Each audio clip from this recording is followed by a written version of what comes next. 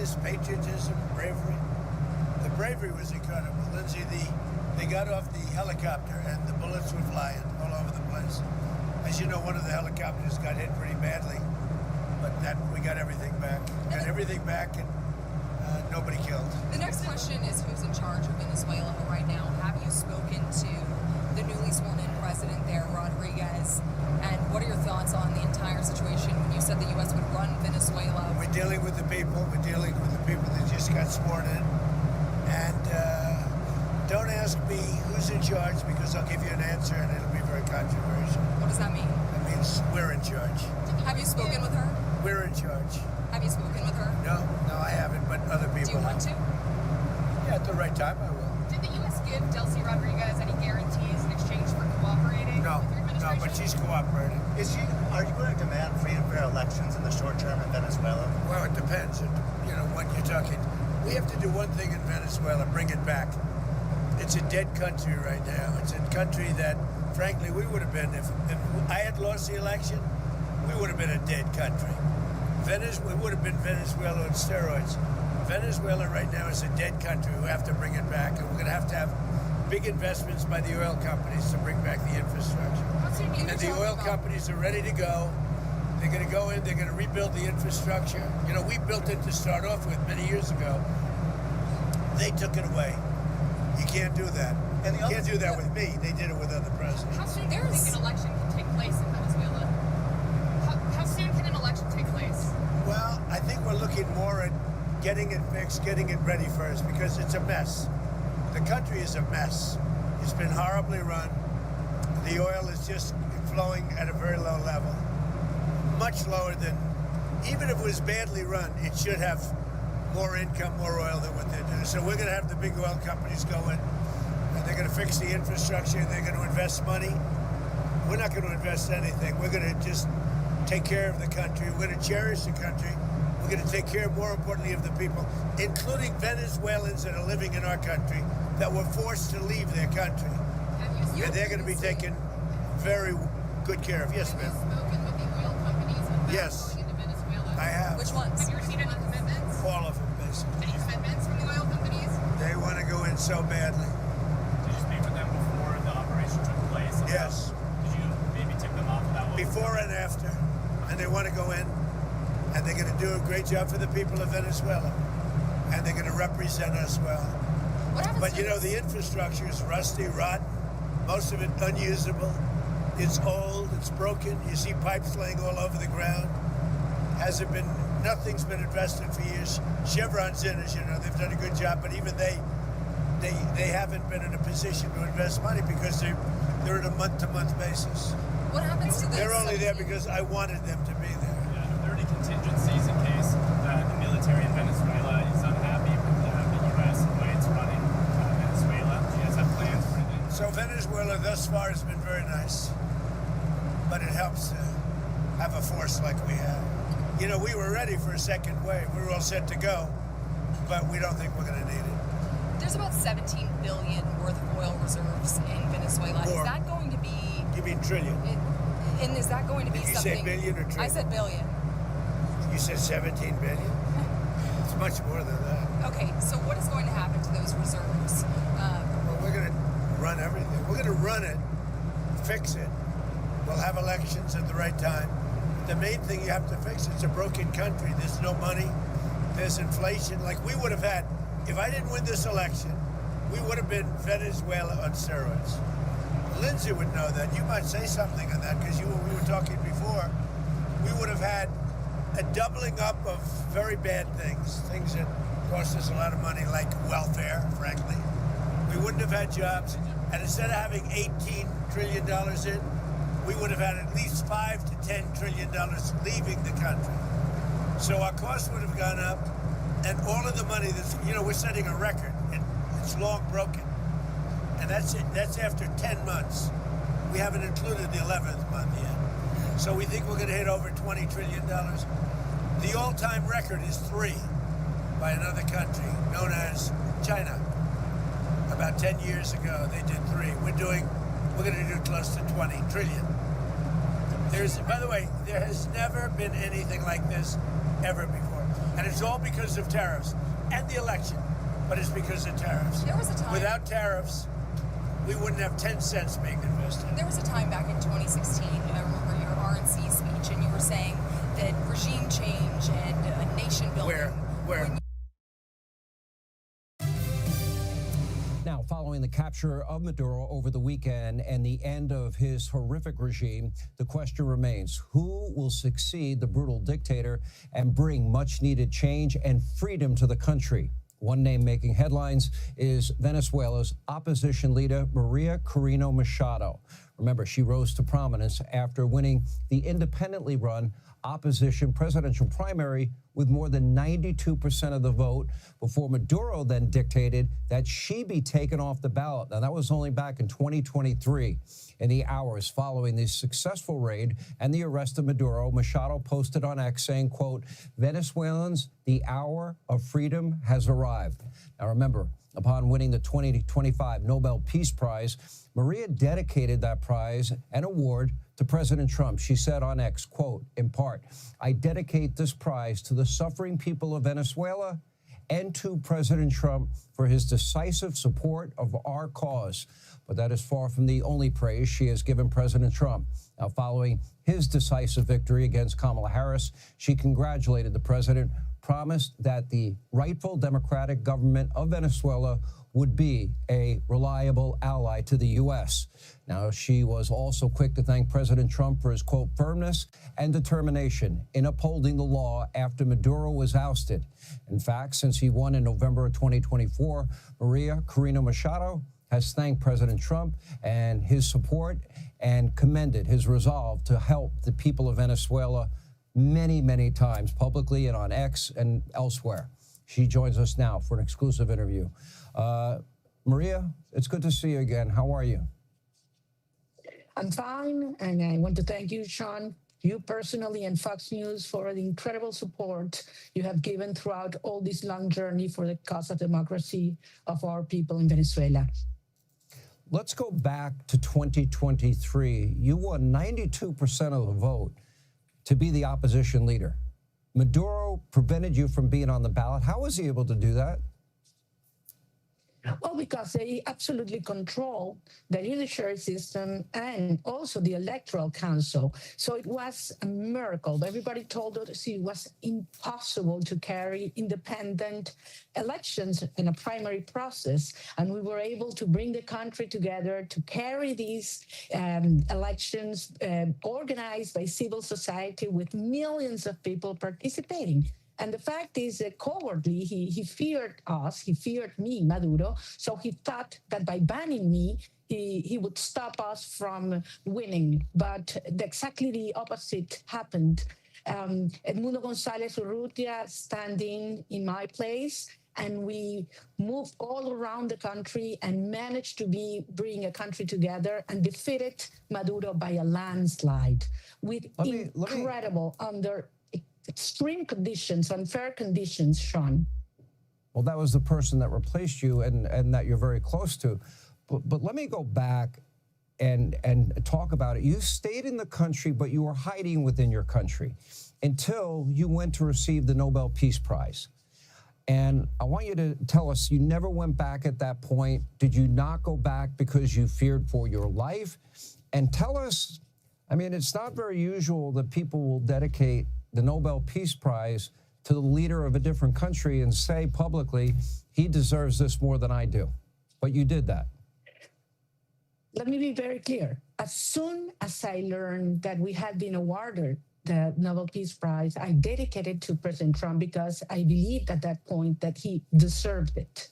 And a lot of people, most people said it was impossible to achieve what he has just done on Saturday, January 3rd.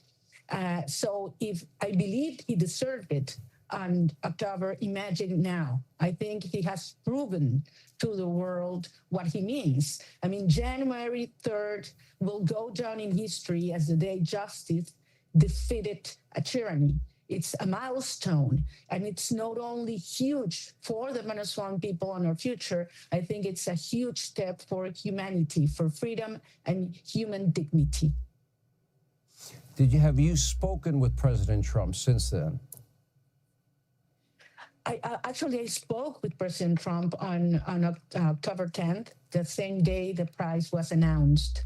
Not since then, but I do want to say today, on behalf of the Venezuelan people, how grateful we are for his courageous vision, the actions, historical actions he has taken against this narco-terrorist regime to start dismantling this structure and bringing Maduro to justice, which means that 30 million Venezuelans are now closer to freedom, but also that the United States of America is a safer country nowadays. Right. Did you at any point offer to give him the Nobel Peace Prize? Did that actually happen? I had read that somewhere. I wasn't sure if it was true. Well, it hasn't happened yet, but I certainly would love to be able to personally tell him that we believe the Venezuelan people, because this is a prize of the Venezuelan people, certainly want to give it to him and share it with him. What he has done, as I said, is historic. It's a huge step towards a democratic transition. And I want to convey this to the American people, Sean. A free Venezuela means, first, a security ally, dismantling the criminal hub of the Americas and turning it into a security shield. You know, the strongest ally to dismantle all these criminal structures that have made, so much damage and harm to our people and to the American people as well. Secondly, we will turn Venezuela into the energy hub of the Americas. We will bring rule of law. We will open markets. We will give security to foreign investment. And third, we will bring millions of Venezuelans that have been forced to flee our country back home, to build a strong nation, prosperous nations, open society. We will leave behind all the destruction this socialist regime, criminal regime has brought to our people and turn Venezuela into the main ally of the United States in Latin America. You also offered reparations to Lake and Riley's family and other families that have lost loved ones because of Tren de Aragua. Now the question is, when do you believe that you might make your return to Venezuela? Do you feel safe in doing so? And when you get back, obviously there has got to be stability, and I would assume, and the president has said, at the right point when there's security, that in fact the Venezuelan people then will govern themselves. Are you okay with that transitional plan? Well, first of all, I'm planning to go back to Venezuela as soon as possible. As I've always said, Sean, every day I make a decision where I am more useful for a cause. That's why I stayed in hiding for over 16 months, and that's why I decided to go out, because I believed that at this moment I'm more useful to our cause, being able to speak out from where I am right now. But I'm planning to go as soon as possible back home. Secondly, what we're seeing right now in the last 24 hours is really alarming. We're seeing an escalation. Just today, an executive order signed by Maduro the same day he was ousted and he was detained. Imagine that, of external commotion has been published. And it mandates persecution and detention of every Venezuelan that supports President Trump's actions. Just today, 14 journalists have been detained. So this is very alarming. This is something that has to be followed carefully, I'm sure, by the United States government and by the Venezuelan people. And certainly we believe that this transition should move forward.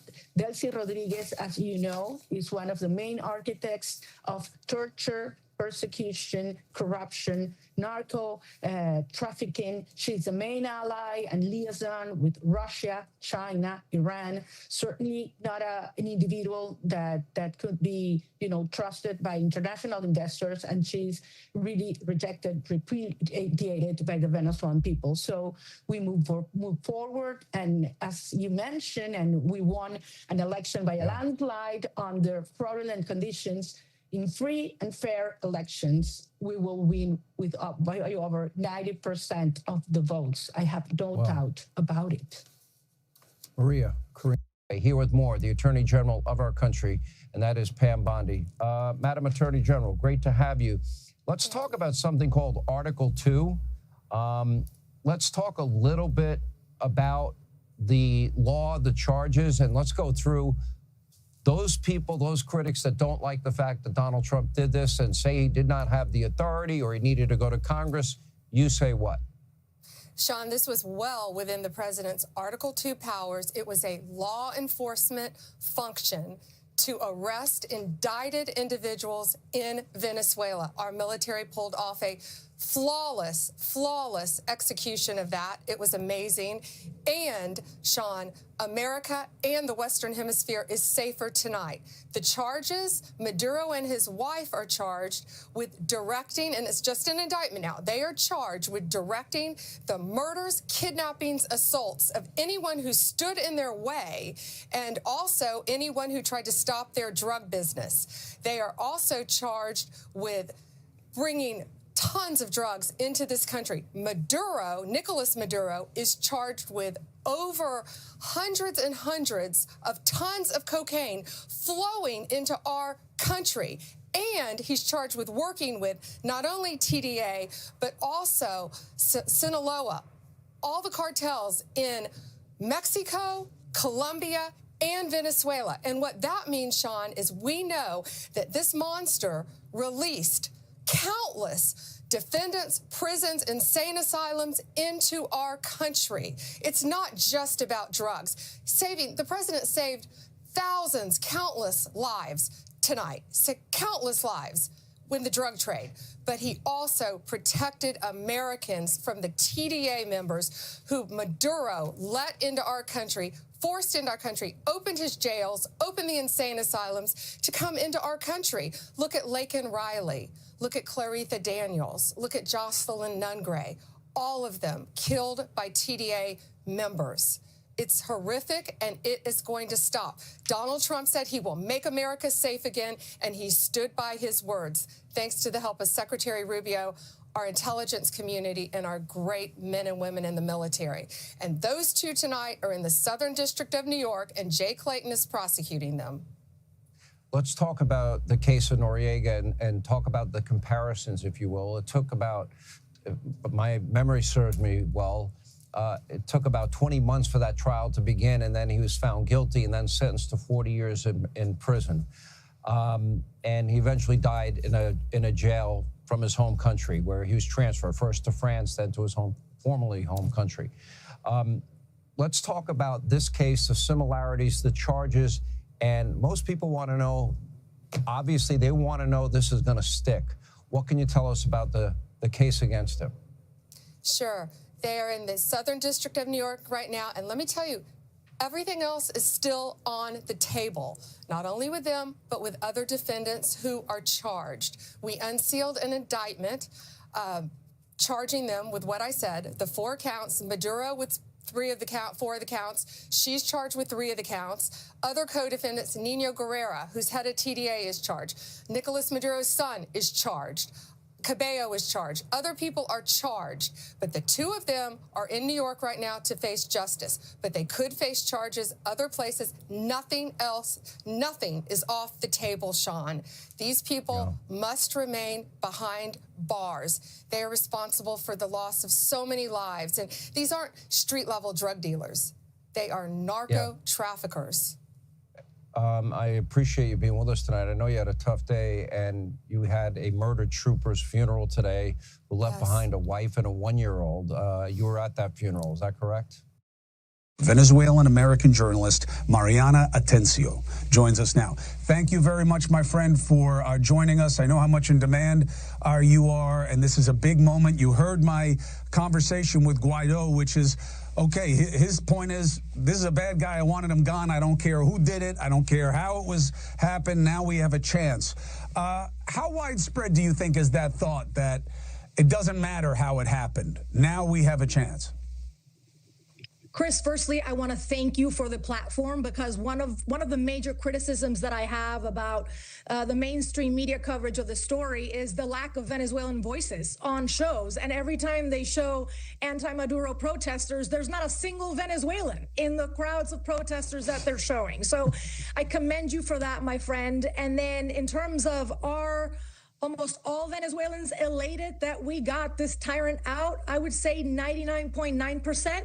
The 1% is likely Maduro's inner circle, because quite frankly, this is a man that drove our country into the ground.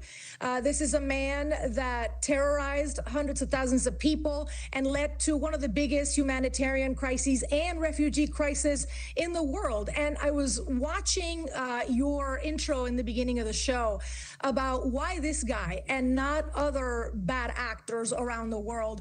Listen, the first main priorities of Trump when he took office, the main three, let's say, domestically, were drugs, immigration, and of course, China. All of them go through Venezuela, if you think about it. Even though Maduro and Cilia and their inner circle were not the people producing the cocaine, they were the conduit country. They are allowing all of these drugs to leave through Venezuela.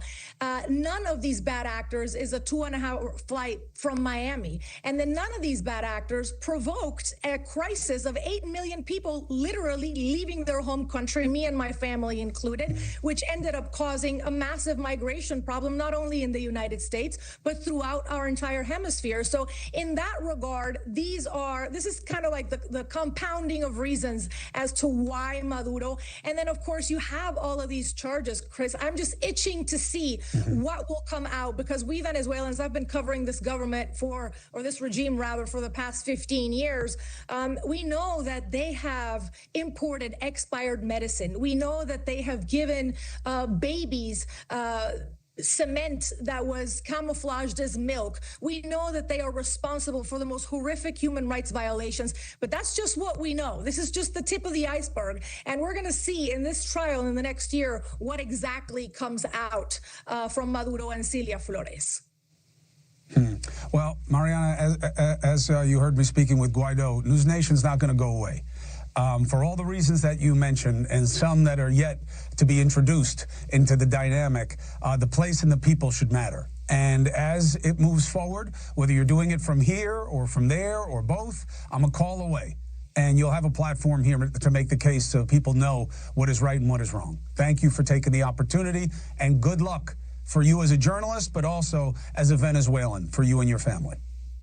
So a source briefed on the Venezuelan operation told me that a handful of American troops sustained bullet and shrapnel wounds, but none are life-threatening. Can you share with us how serious any injuries to American service members might be, and also any information you can tell us about any Venezuelan civilian casualties? Yes, well, let me take the second part first, which is that the overwhelming share of casualties and fatalities that were inflicted were against the Cuban Guard that had exerted control over the people of Venezuela. So what many don't realize is that for years, Maduro stayed in power through an illicit deal with Cuban communists to provide his security, because he didn't trust his own people to keep him safe. That is how much he was hated inside of Venezuela. So what our special forces encountered when they did that daring midnight assault into Caracas were armed Cuban guards, and they sustained massive numbers of casualties. I can't give you an exact number. The numbers that you've seen in terms of the Cuban guards publicly reported are probably lower than the actual number that were killed. To your first question, no, none of the, at least as I've been briefed, none of the injuries are life-threatening. Everybody is stable. And it just underscores the remarkable skill, precision, courage, and capability of our special forces.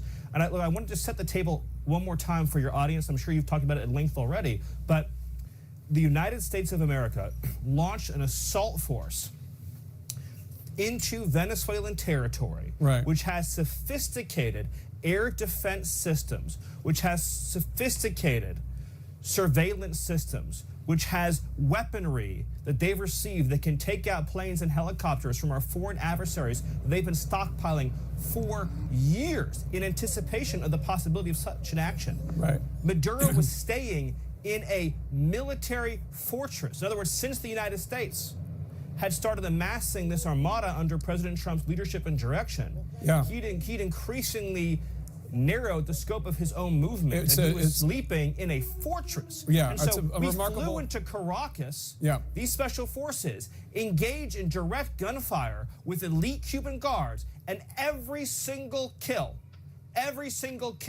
was an enemy kill. So there were no civilian casualties? Well, I didn't see any reports of any civilian casualties. But my point is that in this raging gunfire battle that took place, the point that I'm making to you is no Americans were killed. Right. Because of the planning, skill, and preparation, the enemy sustained massive losses. Yeah. Not one of our assets was lost, not one of our people was lost. So let's talk about what next. Delcy Rodirguez was formally sworn as Venezuela's acting president this afternoon. She was the vice president. She described the U.S. intervention as, quote, without a doubt, Zionist in character, unquote. Is acting President Rodriguez someone that the U.S. can work with? So the acting president put out a statement, I want to say, Jake, it was last night, pledging cooperation with the United States, pledging full and complete cooperation. But they also just passed a law saying that if you supported the operation, again, outlawing individuals or threatening with criminal penalties, individuals, if they supported the operation against Maduro. I think they did that today. Well, the good news there, Jake, is that nobody inside of Venezuela supported the operation, so it's a law without meaning or effect. Look, Jake, there's going to be some posturing that occurs when a nation has been so thoroughly defeated in this way. The United States of America, think about this, Jake. The United States of America has encircled this nation for months. One of the largest naval armadas in history has been stationed off its coast. Yeah. Fighter jets have been encircling the island. We've been engaging in kinetic lethal strikes against Maduro's drug boats and trained Arauco gang members leaving the island. Yeah. We have launched a complete oil embargo of the ghost fleet, the dark ships.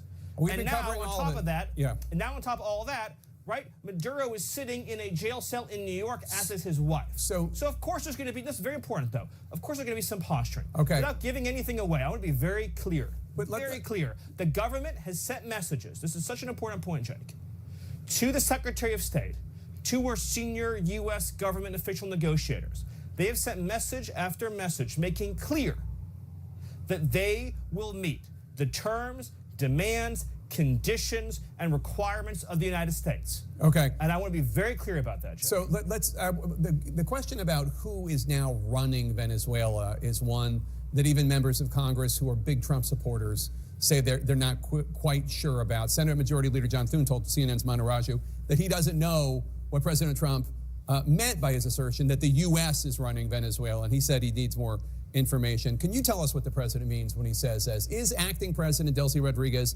in charge? Is she running Venezuela or not? Well, what the president said is true.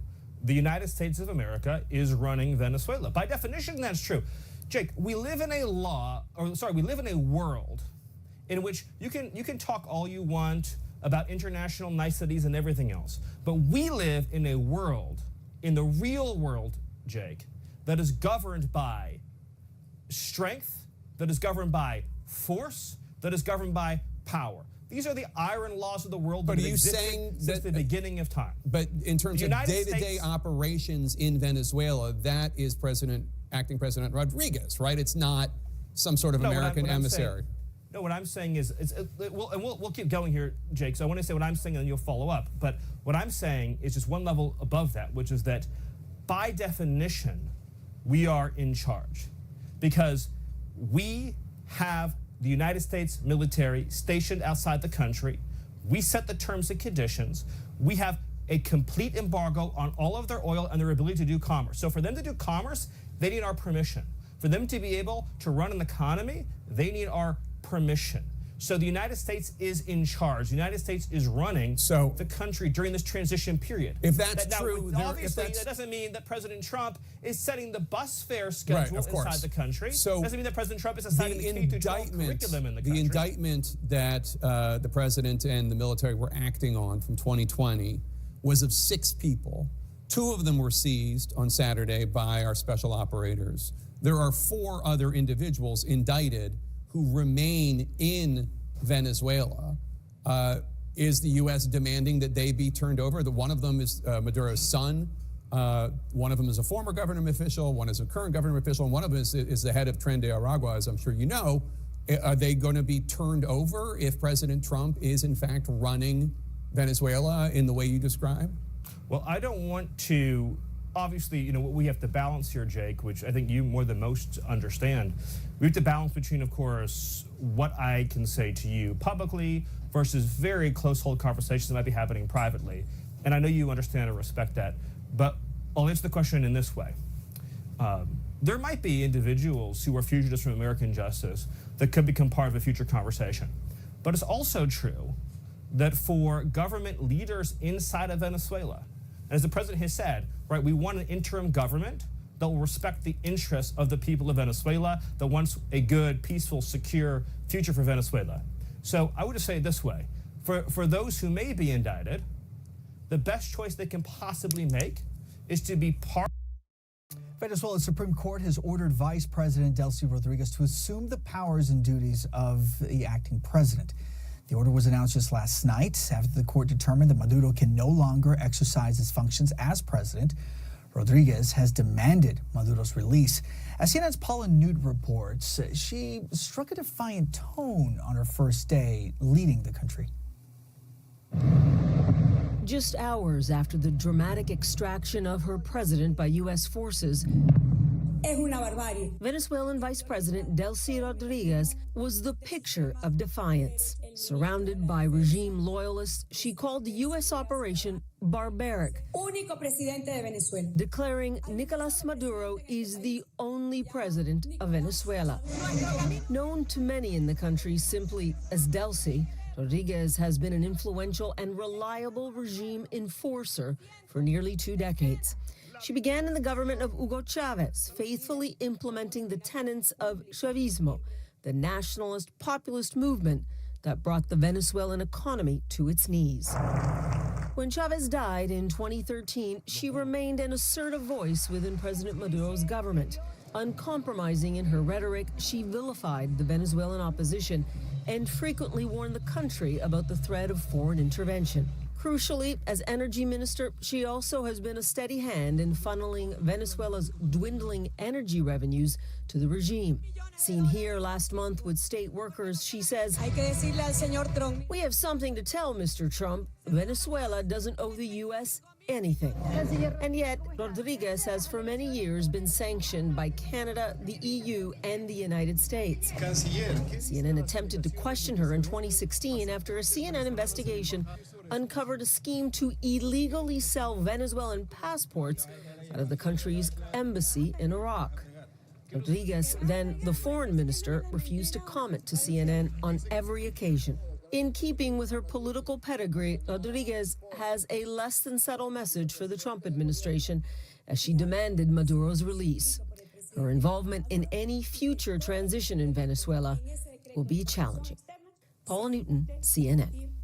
Joining me now from Oxfordshire is Vanessa Neumann, a Venezuelan-American diplomat, business owner, author and political theorist. Vanessa, great to see you again. It's been a while since you and I have spoken. I know it's been a moment of celebration for many Venezuelans in and outside of the country, and also a moment of deep anxiety from the Venezuelans I've been speaking to inside the country. Just give us a sense of what you're feeling first and what the mood is from what you gather inside the country. Indeed, and it's such a pleasure to be with you again. I've missed you. So the mood in Venezuela is one of concern right now, and confusion more than anything. So there are several things. One, everybody is delighted by most people are delighted by the photograph of Maduro handcuffed and with the blindfolds and the earmuffs on the Iwo Jima, heading back to the United States. It reminded me of the capture of Abimael Guzman, who later The Shining Path was put in a cage. It made him human. It took away the terror and all this fear that Venezuelans have had with these 18,000 political prisoners and extrajudicial killings and tortures. He seemed like a superhuman who could never be captured. And now we know he is human. He can be captured. People within the Maduro enclave can be captured, and we can one day have democracy again. So that's hope. That's one sentiment. On the other sentiment, there is great concern about the fact that Delcy Rodirguez, who is not a nice woman, but is very, very intelligent. She's multilingual, fluent in English and French, and the chief negotiator. I have seen it firsthand. I haven't been fed this by the U.S. government or the Venezuelan opposition. I have been present during phone calls where people were negotiating with her to give Maduro money or to keep Maduro in power. So I am aware of that. And she will give a little dance to the Trump team who think that she will be their puppet, but she's nobody's puppet. However, that's one thing. I think they will get tired of being danced around by her, Rubio and Hegseth. And on the other hand, she faces a huge challenge because she's not a military, by Diosdado Cabello and Padrino Lopez, who's the two military, one's the head of the military and the other one is a military commander who's head of the party. They're very, very bad guys. And they will want to command whatever's left of military morale. They will want to command whatever's left of military morale to sideline her. So she may well be stabbed in the back by her own party. So many good points that you made. We're nowhere. Then we just have Diosdado Cabello and Padrino Lopez, who were really not much better than Maduro. Yeah, look, so many good points you made. Let me start, first of all, we'll talk about Diosdado, the Interior and Defense Minister, in just a moment. But let me get your thoughts, first off, on Delcy Rodirguez. She's now the president, VP, obviously, but you've seen the Supreme Court, she's now been handed over the reins, of course, of the country. We've had President Trump saying that she will do what we ask of her, almost painting a picture, Vanessa, of her being slightly more pragmatic. What is your sense? Because what I heard from you yesterday is, we will never be a colony. We want Maduro back. Is this just lip service, or do you think that Chavismo is not dead? I think Chavismo is not dead. I think there are two different things, right? So there are Chavismo, there are a few hardcore ideologues who've always been there, always will be there, right? Who really believe in Chavismo. And don't forget, this is a country like Cuba. I know you know this extremely well, where there's a whole lot of propaganda. People within Venezuela, unless you have a smartphone, really don't have a lot of access to reality. They get fed these lines. Second of all, I think they have to keep up this line for their own survival. On the other hand, there is the aspect of their own survival, right? They are all facing drug charges. Delcy Rodirguez has done, I think it was it the New York Times? Has done a PR job. Where she said, Delcy the moderate. And everybody in Venezuela was like, Delcy's not a moderate. She has been, remember what I said at the beginning, she's a negotiator and a PR person, and she's been handling her own PR clearly for her to assume this position for months. And positions herself as a moderate. She can't be too much of a moderate. It's the typical thing you and I have seen in transitions in other countries. If she tries to be a moderate and go on bended knee to the Trump team, her own team will stab her in the back. And then we'll have to have a second wave of attacks on Venezuela, or the Trump team will stage a second wave, as they discussed last night. She's not going to go on bended knee. They will not make Venezuela a colony, and I think that this is going to be some very complicated days. Venezuelans cannot go out into the street to celebrate because they're confused, they don't know what comes next. Venezuela's interim president, Delcy Rodirguez, is backing off her harsh criticism of President Trump. She now says she's ready to work with the U.S. on quote-unquote peace and dialogue. She may see the writing on the wall after President Trump warned Venezuela could face a second wave of strikes if they don't behave. Even with his regime on its last legs, thousands packed Caracas Saturday, demanding the release of Nicolas Maduro. His capture could jumpstart a new age of democracy across that region. Chief international correspondent Steve Harrigan is in Colombia, near the border with Venezuela. Steve. Harris, at this busy border crossing, there's one thing different today. If you look over my right shoulder, it's Colombian military armored personnel carriers. They are not normally here. They're here today after what's happened in Venezuela. Colombia is usually the first stop for Venezuelans trying to flee. More than 3 million Venezuelans have come here to live. If there is violence inside the capital, here is where they're likely to come. So this country really bracing for a potential humanitarian crisis. On the streets in Caracas, in Venezuela, there has not been any sort of widespread violence. Instead, there have been some protests. Many of those protests from Maduro's political party, many of the party calling for Maduro to come back, showing their support for him. As far as this border crossing goes, it's operating as normal. We're not seeing a flood of people. You don't need a visa to get from Venezuela to Colombia, so pretty much you drive through a lot of Venezuelan license plates, cars, and then motorcycles, and then people on foot. We've spoken to a lot of people on foot, asked them why they're leaving. They say this is just typical business, but we don't know what is ahead. We've had this guy for 12 years, and we have no idea what's next. So some real concern there on the part of average Venezuelans crossing over today. Harris? You just set me up perfectly for my next guest. Good to see you, Steve. Thank you. In focus now, Rick De La Torre, the former CIA station chief in Caracas. Great to see you today. Look, I was writing down a couple of questions as our reporter was giving us what's on the ground. Who's on the ground right now running? I mean, which cartels are trying to get out of Dodge at this point? Right, and that is a concern, right? For a number of years now, the Maduro regime has opened its doors to a number of Colombian terrorist organizations like the FARC-D and ELN, Segunda Marquetalia. They're all living there in the jungles just outside of Cucuta. I've been there. I've been to that bridge. It's myself, Arauca, in those areas. I think what's going to happen next is going to be interesting, and it's going to be interesting to see how Colombia plays along, or if it doesn't, as Venezuela comes under more and more control of U.S. forces. Obviously, it'll be part of our objective I suspect, to weed out these terrorists that are the ones that were partners with the Maduro regime and actually moving the drugs, facilitating the human trafficking, working with Iran and others, and extracting gold and silver minerals and selling them. Mm-hmm. I think what's going to happen is those folks are going to have to make a decision.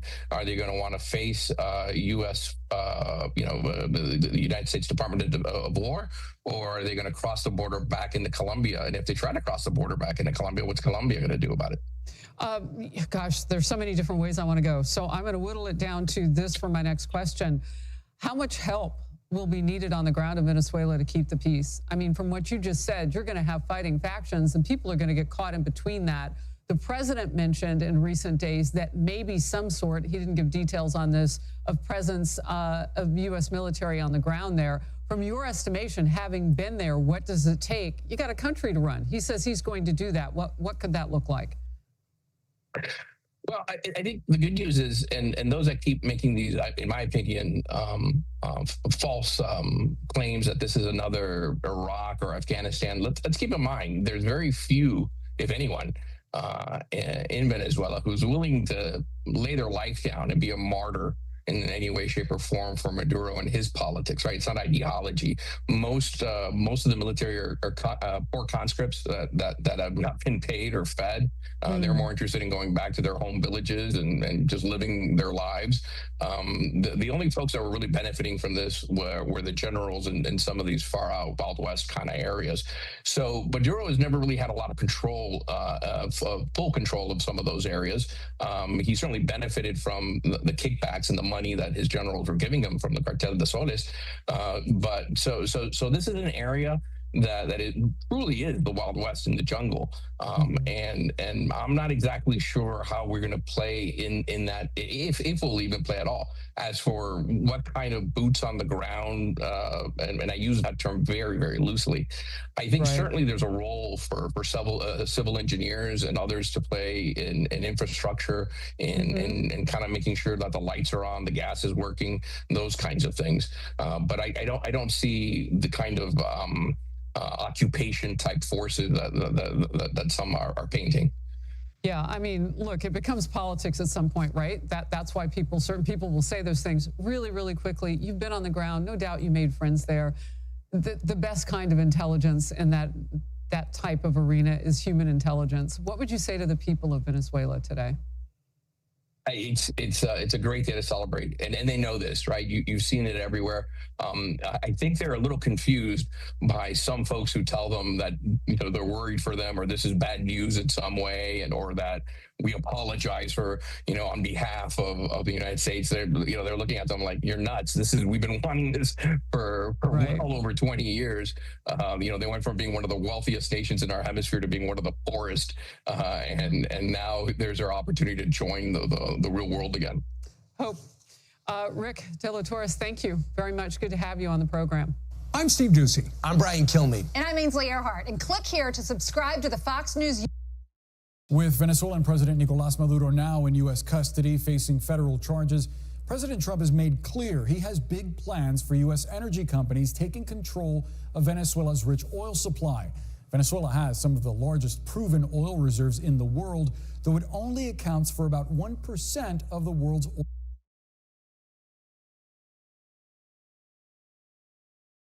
oil production.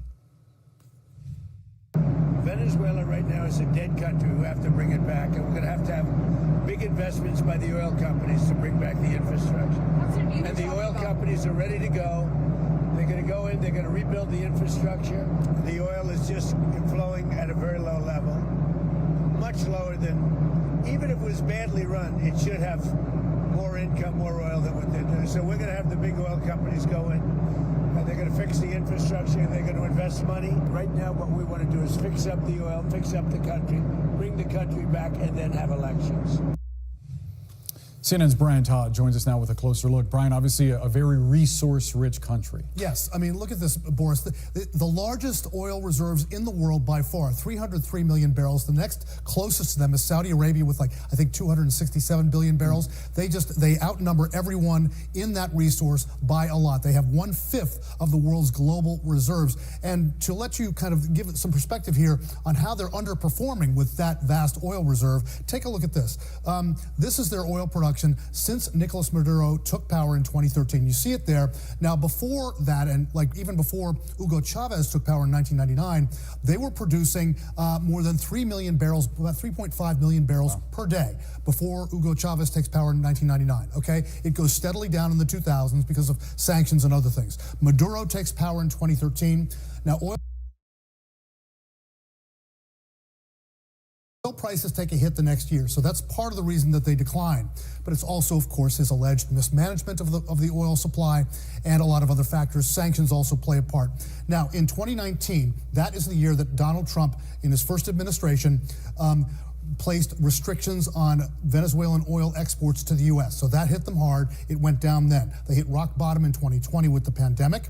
In 2021, Maduro starts to kind of ramp up the production a little bit. In 2022, then President Joe Biden gives Chevron a temporary permit to operate there, so that helps their production. But again, Boris, take a look. They're still underperforming. As of 2024, they were less than 1 million barrels a day. Right now, they're a little over 1 million barrels a day. They're right about at this point here, and that is less than 1% of the world's production. That's how much Venezuela is underperforming given their reserves there. Who are they sending the oil to? Let's take a look at that. If my graphic can come up here. It's not coming up. But basically, they are sending it mostly to China. China buys about 70% of their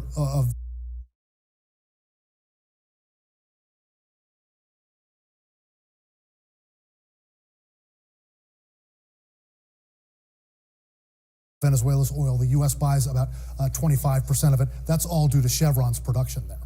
I think there we go. There you go. There's our graphic. Yeah, right. So yeah, China's they're the big customer. Right. U.S. gets about a quarter of it. Then Spain and Cuba trail far behind. This is all due to Chevron. And, Chevron, their stock is way up today as a result of this. And Boris, it is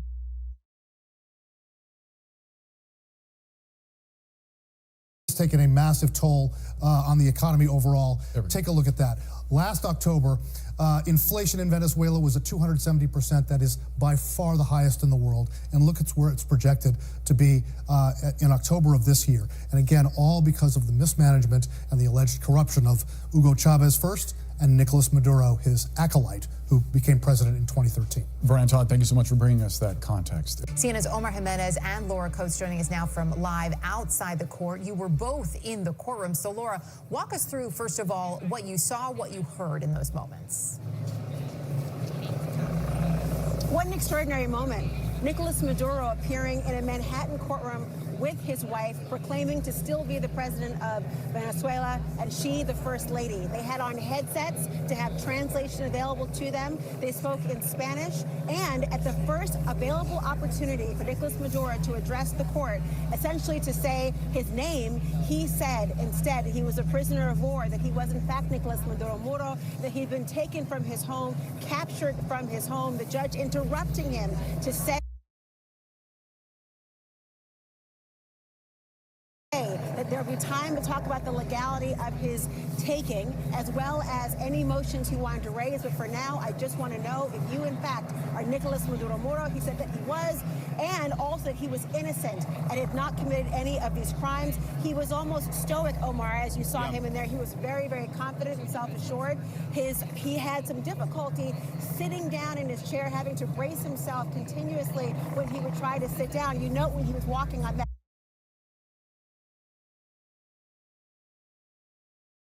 really was kind of a perp walk to the helipad. His left leg appeared to be straighter than the other, and he was moving with difficulty. That appeared to be present as he tried to sit in the chair. His wife, meanwhile, they said that she had obvious visible injuries. They addressed, you could see her, bandages, some kind of a gash or stitching on her eye, also on her temple, and also they referenced that she had some sort of fractured or bruised ribs as well. Her demeanor, much less confident than her husband's, far more demure, spoke after they did, and they exchanged glances at different points in time. He had one request. He did not want to have bail discussed right now. That's coming. But he did want to have his notes. He took copious notes, Omar. You were watching intently as well. When you were watching this take place, weren't you struck by the way this all proceeded? Yeah, I mean, just the confidence of Maduro, as you mentioned, when truly you pay attention to any trials like this, the judge asks you plead guilty or not guilty, and usually the attorney even just speaks for the defendant and just says not guilty. That was the opportunity that Maduro used to go out and say that I am the constitutional president of Venezuela, that he believes his rights have been violated, talking about the abduction aspect, saying he was kidnapped from his home in Caracas, and launched into that in Spanish as the interpreter kept up with that as well. When his wife began to speak, you sort of mentioned the dynamic between both of them. There was a moment where the judge asked if they understood the interpretation, and he sort of spoke for both of them and said, yes, we understand. And then she, of course, spoke in after that as well. You mentioned the medical issues. That was something that the defense asked of the judge to make sure that they had proper care to take care of some of those issues, because clearly she seemed to be struggling in some way,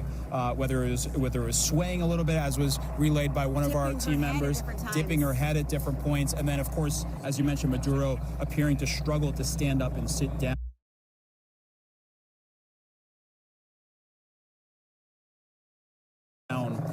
At points. And there was a moment they asked for the consular. Yeah, there's a moment they were asked for essentially what is afforded typically to either heads of state or folks that are coming in from other countries, that they have the ability to consult with the Venezuelan consular in this case. And they said that is something they are going to pick up and intend to use prior to this next March 17th date that was set, because there's so much discovery to go through. And then there was that moment at the end. Well, there is. And before we get there, there's also the idea March 17th is the next time they're going to be in court. they have agreed to waive their speedy trial rights until that time. Remember, if you are in the custody of the American government as a part of the justice system, you are entitled to speedy trials. They have waived that until March 17th to address not only voluminous motions, including immunity claims as a head of state, which may or may not be granted, but also the idea of having all the discovery. And finally, there was a protester at the end, which our own news associate who was there to witness as well, Gordon Ebach, saw standing up, addressing and confronting Maduro, saying you will pay for what you have done. Wow. Maduro, in turn, looked at him, pointed to the sky, said he was a man of God, and was the president of the Republic of Venezuela. Incredible color from inside the courtroom. Laura Coates, Omar Jimenez, thank you so much for that update. Okay, I want to bring in Paul Morrow now, attorney, retired NYPD inspector, and Fox News contributor, live outside the Manhattan federal courtroom now. So talk to us about what was going on inside, because you had that look, and particularly this paragraph when they were discussing. There is, at minimum, major confusion, if not outright revulsion, at what the Trump administration has done in the name of the American people, without their input or consent through Congress or any other way. And there are questions now about the president's motives and plans across the board, even as many people look at the extraction effort and say, okay, the military did its job. They understood the assignment. They completed the objective. But what is the purpose of all this?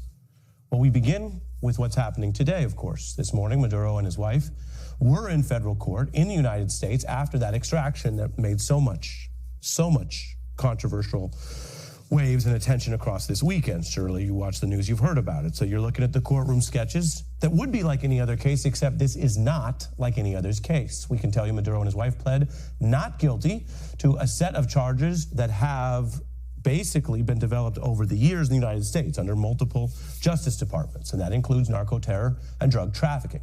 Maduro used his appearance in American court today, which is effectively the first time he's really had a platform to say anything after this unusual foreign policy attack and use of warlike United States power, to say, quote, I have been kidnapped since Saturday. I was captured at my home in Caracas.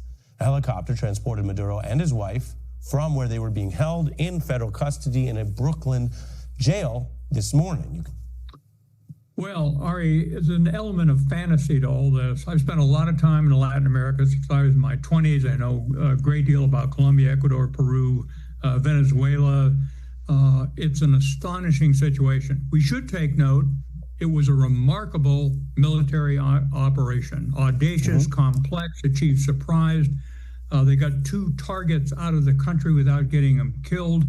At the end of the day, it wasn't just electronic warfare and coordination, 150 aircraft. It was Army Delta operators on the ground, who the Cubans say killed 30 of their security agents, who helped prop up the Maduro regime. Now, having said that, we have never seen in American history a president who would threaten Colombia, you're next, you'd better watch your ass, and I quote, a ground operation in Colombia would be something I'd consider. And in the context, he said this about Greenland, Panama, Mexico, annexing Canada. And throughout all this, the only important thing is, under Article 1 of the Constitution, Congress has been supine, uninvolved. So we're being governed by whim and by decree. Mr. Trump doesn't have a clue what he's doing on page 2 in Venezuela. No good will come of this the way it's been conducted. Ambassador. Well, as always, General McCaffrey makes a ton of good points. It's good to see you again, sir. Last time was in Afghanistan 15 years ago. There was a tremendous amount of planning that went into the operation itself, a tremendous success, and it appears that the question "and then what" was failed to be answered. There are repercussions to these actions And the idea that there's kind of the contours of a concept of a plan moving forward.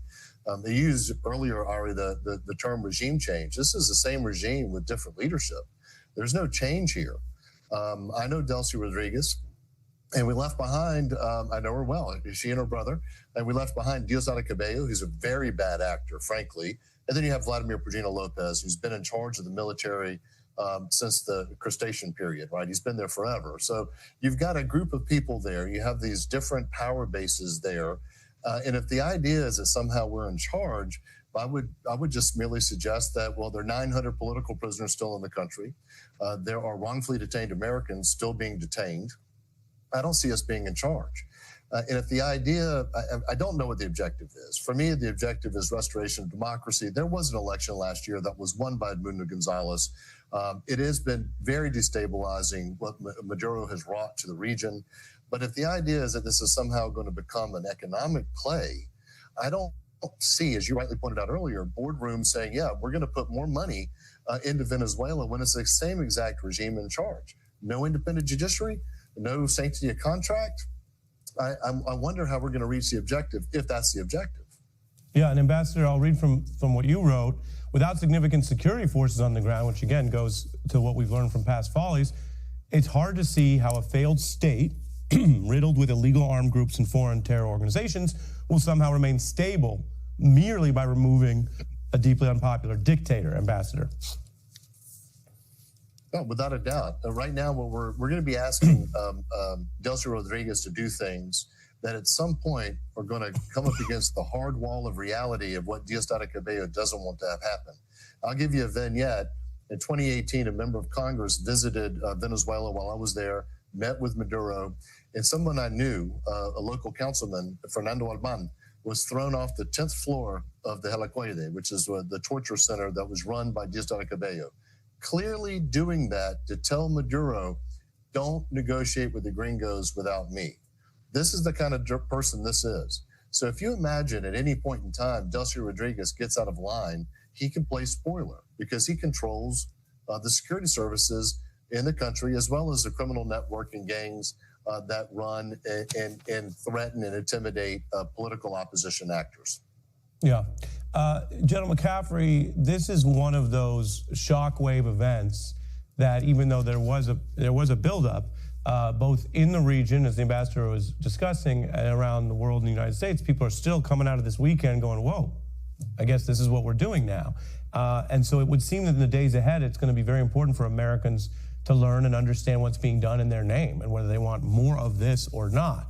And we have an election this year. The Wall Street Journal, which is the print outlet sister of Fox News, says in returning to this form of, quote, gunboat diplomacy in Venezuela, Trump has spurned the usual veneer of armed interventions, acting without an Oval Office speech justifying the attack, congressional authorization, a promise of elections in a foreign land, or even, as you both noted tonight, a detailed plan for its future. And so, General, what happens in the days ahead? Okay, a congressional briefing here or there, but Trump is openly threatening multiple other countries. It would seem that there's a breaking point somewhere if we have warlike powers being exercised against multiple countries.